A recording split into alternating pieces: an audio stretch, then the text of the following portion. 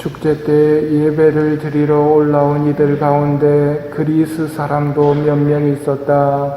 그들은 갈릴레아의 벳사이다 출신 필립보에게 다가가 선생님, 예수님을 뵙고 싶습니다 하고 청하였다.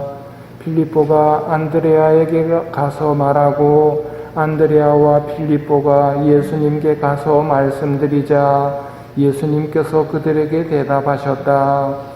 사람의 아들이 영광스럽게 될 때가 왔다. 내가 진실로 너희에게 말한다. 밀알 하나가 땅에 떨어져 죽지 않으면 한 알 그대로 남고 죽으면 많은 열매를 맺는다.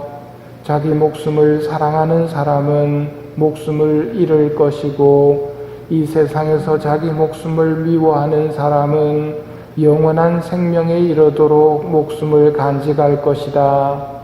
누구든지 나를 섬기려면 나를 따라야 한다. 내가 있는 곳에 나를 섬기는 사람도 함께 있을 것이다.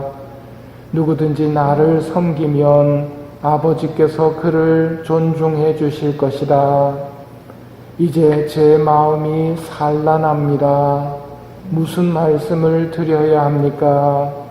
아버지, 이 때를 벗어나게 해주십시오 하고 말할까요? 그러나 저는 바로 이 때를 위하여 온 것입니다. 아버지, 아버지의 이름을 영광스럽게 하십시오. 그러자 하늘에서 나는 이미 그것을 영광스럽게 하였고 또다시 영광스럽게 하겠다는 소리가 들려왔다. 그곳에 서 있다가 이 소리를 들은 군중은 천둥이 울렸다고 하였다. 그러나 천사가 저분에게 말하였다 하는 이들도 있었다. 예수님께서 이르셨다. 그 소리는 내가 아니라 너희를 위하여 내린 것이다. 이제 이 세상은 심판을 받는다. 이제 이 세상의 우두머리가 밖으로 쫓겨날 것이다. 나는 땅에서 들어올려지면 모든 사람을 나에게 이끌어 드릴 것이다. 예수님께서는 이 말씀으로 당신께서 어떻게 죽임을 당하실 것인지 가리키신 것이다. 사순시기의 후반부에 다다른 지금 복음에서 말합니다. 이제 제 마음이 산란합니다. 무슨 말씀을 드려야 합니까? 아버지, 이 때를 벗어나게 해주십시오 하고 말할까요? 그러나 저는 바로 이 때를 위하여 온 것입니다. 아버지, 아버지의 이름을 영광스럽게 하십시오. 그러자 하늘에서 나는 이미 그것을 영광스럽게 하였고 또다시 영광스럽게 하겠다. 아버지의 영광이 뭘까요? 아버지의 교회인 가톨릭 교회가 아버지 영광을 그냥 보내지는 않겠죠. 그러면 가톨릭 교회의 대축일 중에 제일 큰 축제가 언제입니까? 그 다음 축제가 언제입니까? 부활 대축일과 성탄 대축일이 가장 큰 축일들이지요. 그러면 이 두 가지가 아버지의 영광과 관련이 있다는 말입니다.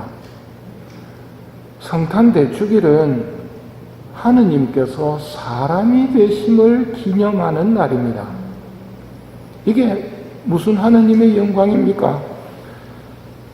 하느님께서 사람이 되신 것은 착한 인간을 위해서 사람이 되신 것이 아니라 당신을 배신한 인간을 다시 살리기 위해서 사람이 되십니다. 99마리 말 잘 듣는 양들을 위해서가 아니고 잃어버린 한 마리를 찾아 나서시는 착한 목자의 모습이 실제로 일어났으니 그게 예수 성탄 대축일입니다. 하느님을 무시하고 뱀의 말을 들은 인간을 다시 살리시고자 하느님이 사람이 되신 이 일은 하느님이 우리를 얼마나 사랑하시는지 잘 드러났기 때문에 하느님에게 영광이고 우리는 이 영광 앞에서 하루에 3번 이의 말씀이 사람이 되시어 우리 가운데 계시나이다 하며 머리를 숙이는 것입니다. 다음으로 하느님의 영광이 되는 일은 부활대축일이지요. 범죄하고 죄에 팔려간 인간들을 다시 값을 치르고 사오는 일입니다. 우리 생각으로는 인간의 죄값을 그냥 덮어버리고 모른 척 할 수도 있겠지만 하느님은 다르십니다. 깨끗이 그 값을 치르고 속량된 영혼들이 영원한 세상에서 떳떳하게 부끄럼 없이 살아가기를 원하십니다. 찜찜하게 살아가는 것은 참된 행복이나 만족에 이를 수가 없기 때문입니다. 하지만 사람의 목숨값은 너무나 비싼 것입니다. 인간의 힘으로는 갚을 수 없는 겁니다. 왜냐하면 유한하기 때문에. 사람이 되신 하느님께서 순환과 죽음을 겪으시며 속전을 치르십니다. 그러기에 우리는 죄를 사하여 주려고 너희와 많은 일을 위하여 흘릴 피다 라는 말씀을 들으면서 이 은혜를 기억합니다. 이 희생이 하느님의 영광이기 때문입니다.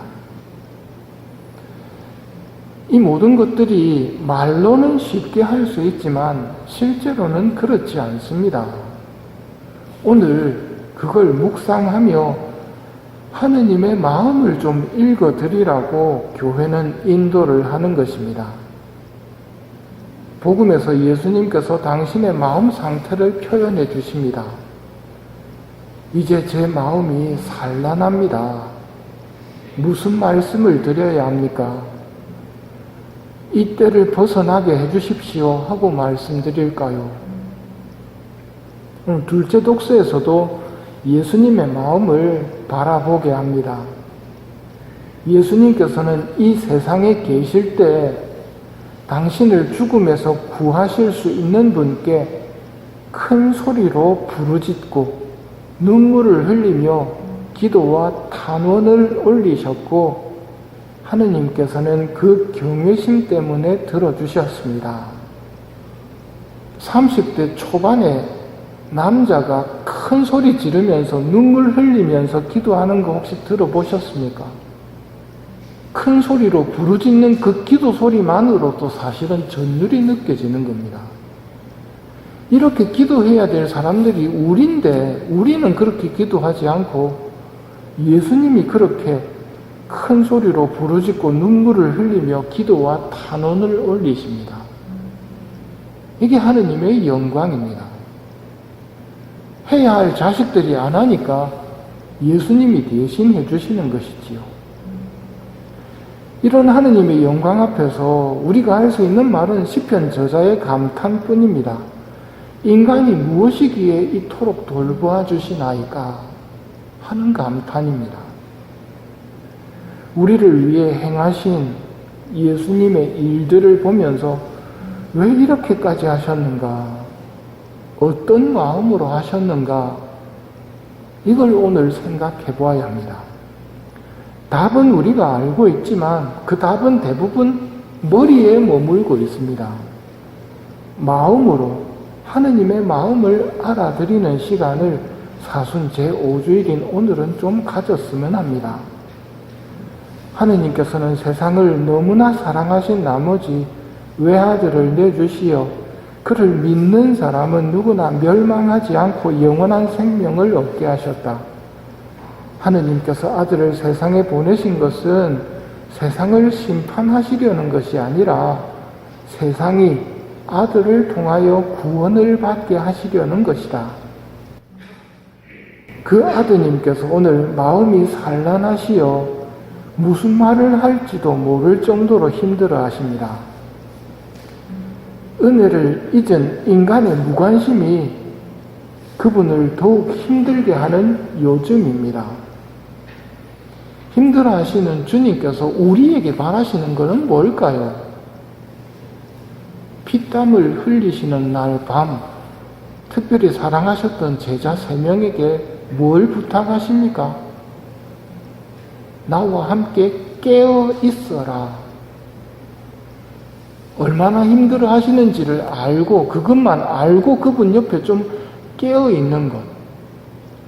성전에 머물면서 그분이 얼마나 힘들어 하시는가, 그 마음을 읽으면서 같이 있어 주기를 바라십니다. 어줍지 않은 위로를 바라시는 것도 아니고, 뭐 이런저런 결심들을 말씀드리는 것이 그분이 원하시는 게 아닙니다. 그냥 그분 곁에 좀 머무는 겁니다. 깨어서. 우리의 애정이 그렇게 표현되기를 바라시면서 당신의 마음을 오늘 열어주십니다. 그 마음을 읽었다면 감사의 마음으로 남은 사순식이 예수님과 함께 머무는 시간을 가질 것을 결심했으면 합니다.